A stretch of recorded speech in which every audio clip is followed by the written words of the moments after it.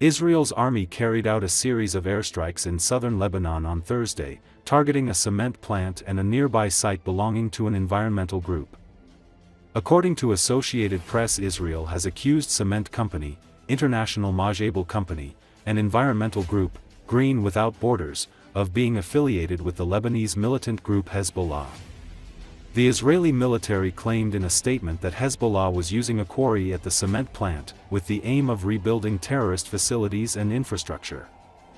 It added that Green Without Borders was used by Hezbollah to conceal terrorist activities aimed at rebuilding the organization's infrastructure.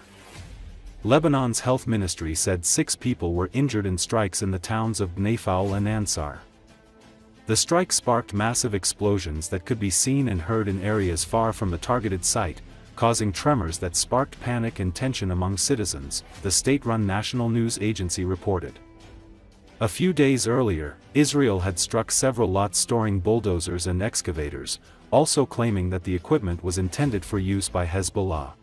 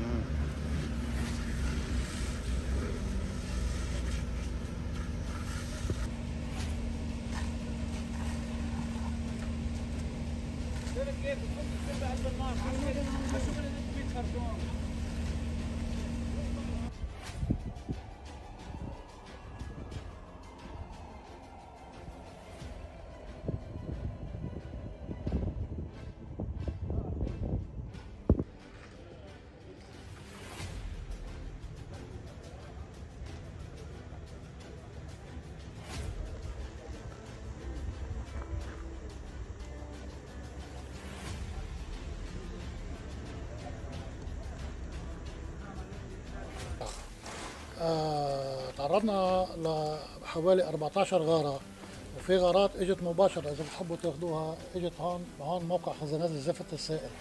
كان عندي كمية زفت سائل ضخمة، عندنا انتاج ضخم يوميا.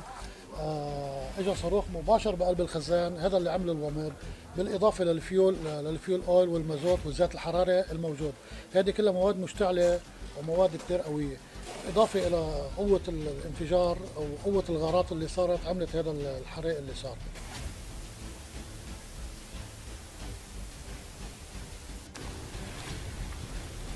ألو ألو ألو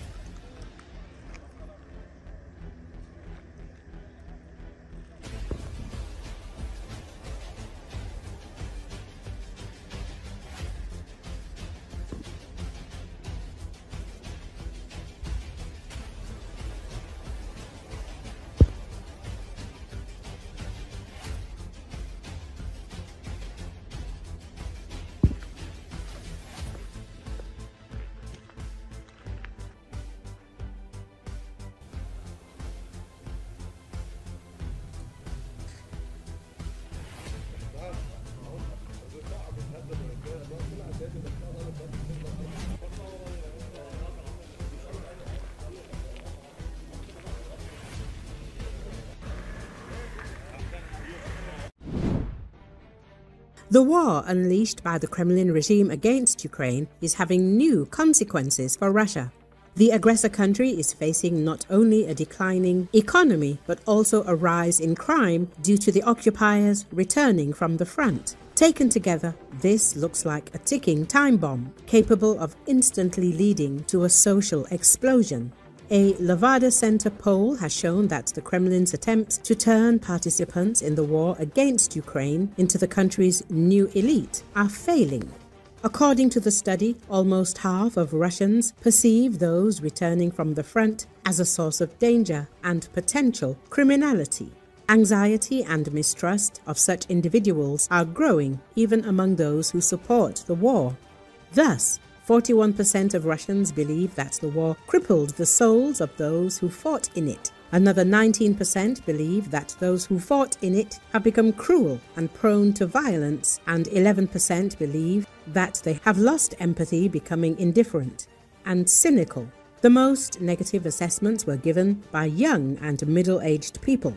In the 18 to 39 age group, the proportion of those who see the participants in the war against Ukraine as prone to violence reached 23 to 24%.